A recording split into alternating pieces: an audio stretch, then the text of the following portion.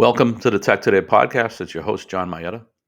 So, we published this article, Temenos, Where There's Smoke, yesterday in response to Hindenburg's research report. Hindenburg issued a short report on Temenos. Temenos is a European fintech company.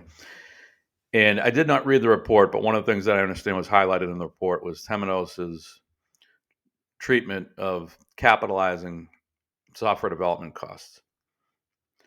And that's an accounting no-no. So software development costs ought to be expensed on the income statement. That's the proper GAAP accounting treatment. And you would only capitalize that cost if the software in question was going to be used for internal use. But if it's commercialized software that you're selling to the marketplace, you've got to expense those costs on the P&L.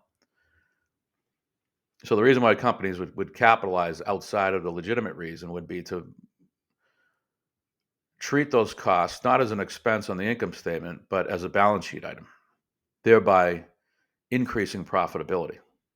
So it's a sneaky trick, and it's not legal.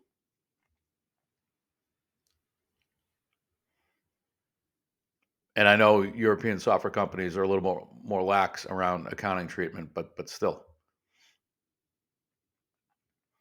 Temenos is filing with the SEC.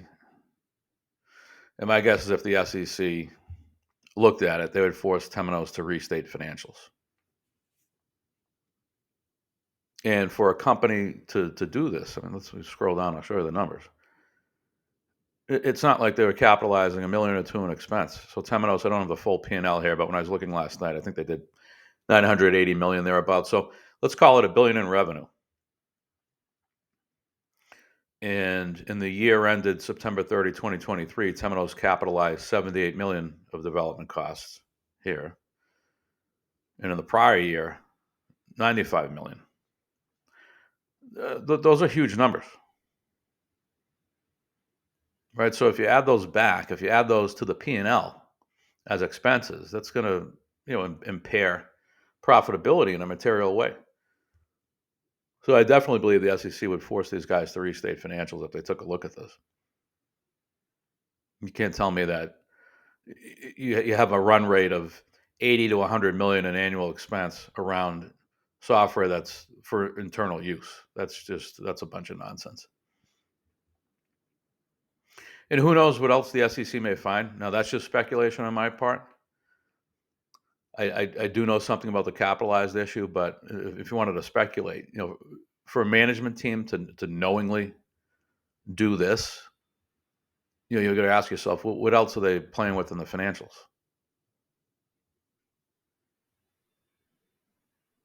Where are the SEC? I'd want them to walk me through full treatment from the revenue line all the way down. I'd want to see all their controls, so on and so forth. But the capitalized issue, and just so if I was in my old role as an equity research analyst, I wouldn't touch this company. It just screams red flags, problem child. And I didn't even look at Temenos back in the day when I was covering fintech, when I rolled that out back in 2010. And I looked at all of them. At my old bank, I founded the fintech practice, so I looked at all of them. And Temenos just had a reputation as sort of a sleepy fintech company, so I didn't even dig on that one because I knew I wasn't going to pick it up. But if I had done a little bit of due diligence and came across this, I would have stopped right there. Similarly, from an M&A perspective, if you saw a publicly traded company that you were interested in acquiring, and you saw this capitalized issue, you wouldn't pursue the deal at all. You wouldn't even begin to carry out due diligence because a restatement would be required. A financial restatement would hit the stock. The company then would not want to sell once their stock's depressed. And as a private company, it would depend. It would depend. How much are they capitalizing? How much work would it be to get them to restate financials before you acquired it?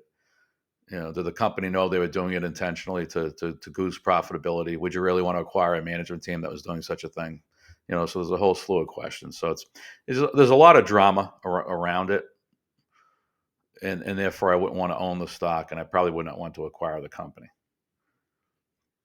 And it would make sense for the SEC to dig into this and to force Temenos to correct it and force a restatement. That's all for now. See you next time.